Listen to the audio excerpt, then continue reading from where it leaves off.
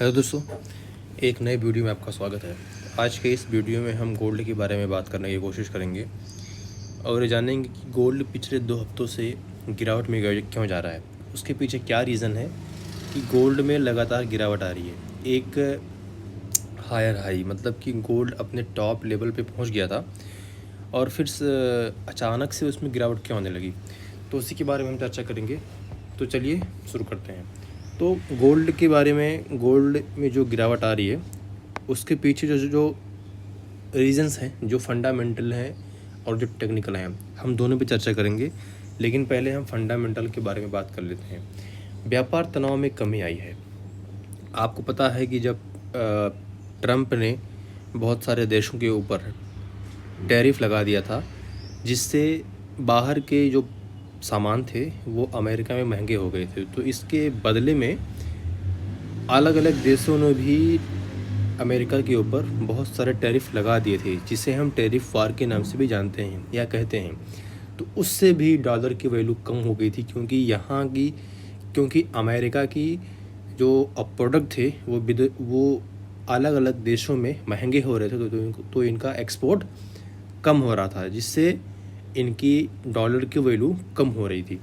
तो व्यापार तनाव में कमी आई है, क्योंकि जब अमेरिका ने चीन और बहुत सारे देशों से बात किया और तो उनमें जो है उसने समझौते की बात की कि चलो हम टैरिफ में कुछ कमी करेंगे, आगे टैरिफ में कुछ कमी कर दीजिए और हमारा एक्सपोर्ट इंपोर्ट होता रहेगा, जिससे कि डॉलर मजबूत हो गया। ठीक है ना। तो जब डॉलर मजबूत हो गया तो फिर जो निवेशक हैं, जो इन्वेस्टर हैं, वो सोने से हट करके अब वो डॉलर में इन्वेस्ट करने लगे हैं, जिससे कि डॉलर इंडेक्स ऊपर जा रहा है। तो इस वजह से भी सोने की कीमत में गिरावट आई है।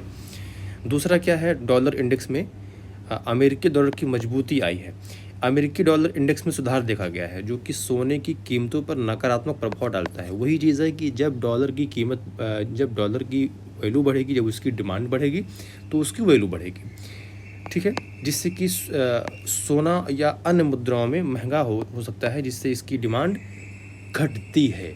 तो एक रीज़न ये भी है कि जिससे जो है सोने की में हम गिरावट देख रहे हैं। तीसरा है अमेरिकी आर्थिक आंकड़े। हालांकि अमेरिका की पहली तिमाही में जीडीपी में 0.3% की गिरावट आई है, लेकिन मजबूत रोजगार आंकड़ों की संभावित व्यापार कटौती की उम्मीदों से जो निवेशक हैं वो परिसंपत्तियों की ओर आकर्षित होते हैं, जिससे सोने की मांग में कमी आई है। ठीक है। जब डॉलर इंडेक्स ऊपर जा रहा है, यानी कि डॉलर में मजबूती आ रही है, तो इससे हमें क्या देखने को मिलता है कि जो निवेशक या फिर जो इन्वेस्टर हैं वो सोने में इन्वेस्ट करने के बजाय वो अब डॉलर में इन्वेस्ट कर रहे हैं या अलग अलग बॉन्ड में इन्वेस्ट कर रहे हैं, जिससे भी सोने की कीमत में गिरावट आई है। चीन की छुट्टियां एक रीज़न ये भी है। 1 मई से 5 मई तक चीन में मजदूर दिवस की छुट्टियों के कारण बाजार बंद है, जिससे दुनिया के सबसे बड़े सोने के उपभोक्ता देश में अस्थायी गिरावट आई है। इससे वैश्विक सोने की कीमतों पर दबाव बढ़ा है। ठीक है ना। ये भी एक रीज़न है। पांचवा है मुनाफा वसूली। 22 अप्रैल को सोने की कीमत 3500.05 प्रति औंस के रिकॉर्ड स्तर पर पहुंच गई थी। इसके बाद निवेशकों ने मुनाफा वसूली शुरू की, जिससे कीमतों में गिरावट आई। इस प्रकार की तेज़ बढ़ोतरी के बाद तकनीकी सुधार सामान्य माने जाते हैं, क्योंकि आपको पता है कि लगभग 1-2 महीने से सोने में लगातार बढ़त जारी था और फिर जब अपने टॉप लेवल पहुंचा, तो फिर जो निवेशक थे, जो इन्वेस्टर थे, जिन्होंने सोने को बाय किया हुआ था, अब वो धीरे धीरे अपना प्रॉफिट बुक कर रहे हैं और प्रॉफिट बुकिंग की वजह से भी सोने की कीमत में गिरावट आ सकती है। अब चलिए हम थोड़ा सा टेक्निकल देख लेते हैं कि कहाँ तक सोना गिर सकता है। अगर हम देखें, आज तक अगर हम रिकॉर्ड देखें तो 3 हफ्तों से ज़्यादा सोने में गिरावट नहीं देखी गई। 3 हफ्ते 2 हफ्ते से ज़्यादा सोने में गिरावट कभी देखी ही नहीं गई है। तो इसके लिए हम क्या कर सकते हैं, देखिए अभी 2 हफ्ते तक सोने की गिरावट में लगातार हम देख रहे हैं कि सोने की जो दाम है वो लगातार गिर रहे हैं। 1 हफ्ता ये हो गया और 1 हफ्ता ये हो गया। अब हम ये उम्मीद कर सकते हैं कि क्या पता अगले 1-2 हफ्ते और भी सोने में गिरावट आए, क्योंकि अगर इस हफ्ते की हम बात करें तो इस हफ्ते का जो वॉल्यूम है वो कम है और पिछले हफ्ते का जो वॉल्यूम था वो ज़्यादा था। लेकिन इस हफ्ते ट्रांजैक्शंस भी कम हुए हैं और प्राइस एक्शन भी कम हुआ है, और जो हमारा एक स्ट्रॉन्ग सपोर्ट लेवल है वो 3200 का है। क्योंकि आपको पता है 3200, 3000 और 3100 ये सब साइकोलॉजिकल लेवल होते हैं।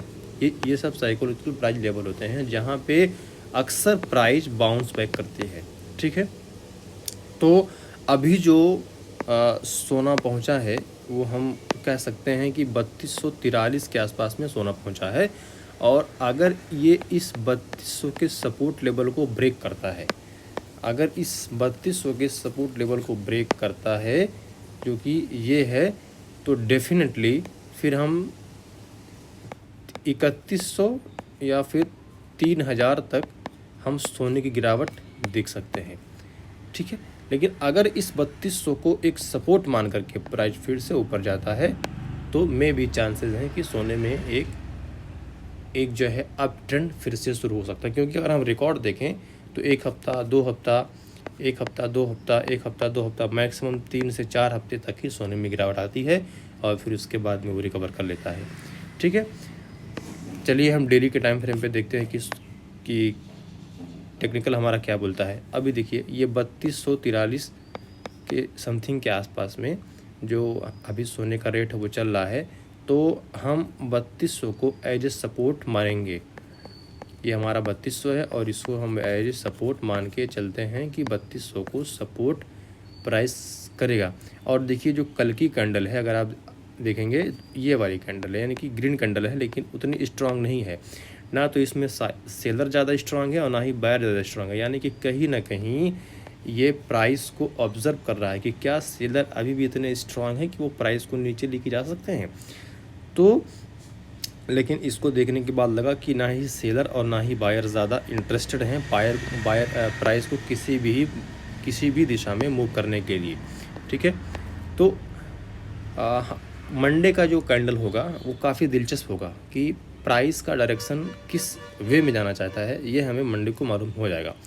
तो अगर कल का कैंडल यानी कि मंडे का कैंडल अगर इस 2200 के लेवल को सपोर्ट के रूप में इस्तेमाल करता है और फिर यहाँ से बाउंस बैक करता है, तो मे बी हम कह सकते हैं कि प्राइस ऊपर जा सकता है। लेकिन अगर ये 2200 का जो सपोर्ट है, अगर इसने 2200 के सपोर्ट को तोड़ा, तो फिर हमारा अगला टारगेट हम मान सकते हैं कि ये 3100 का लेवल हमारा नेक्स्ट टारगेट होगा गोल्ड में। ठीक है ना, तो चलिए हम थोड़ा सा 4 आवर के टाइम फ्रेम पे भी इसको चेक कर लेते हैं। देखिए मैं जो गोल्ड का चार्ट यूज़ करता हूँ वो जो है वो गोल्ड फ्यूचर का होता है, क्योंकि इसमें वॉल्यूम काफ़ी जेन्युइन होता है और इसका प्राइस एक्शन समझने में काफ़ी आसानी होती है।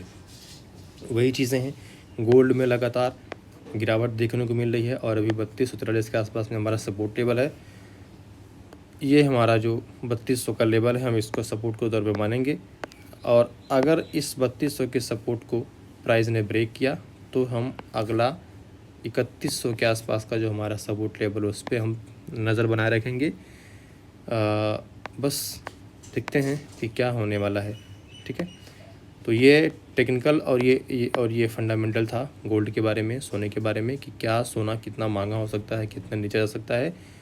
और मंडे में जैसा भी रहेगा तो मैं आपके साथ में वो चीज़ें शेयर करूँगा। ये हमारा 1 आवर का चार्ट है और यहाँ भी गोल्ड में गिरावट देखी जा रही है। वैल्यू भी काफ़ी ठीक ठाक है, लेकिन वही है चीज़ कि 3200 का सपोर्ट है। तो जब तक 3200 का सपोर्ट को ब्रेक नहीं करता तो हम मंडे के कैंडल पे देख सकते हैं कि क्या होने वाला है। ठीक है ना, तो अगर कोई क्वेश्चन तो उसको कमेंट बॉक्स में पूछो और इसको ज़रूर सब्सक्राइब करो, सपोर्ट करो। मिलते हैं नेक्स्ट वीडियो में। Thank you very much.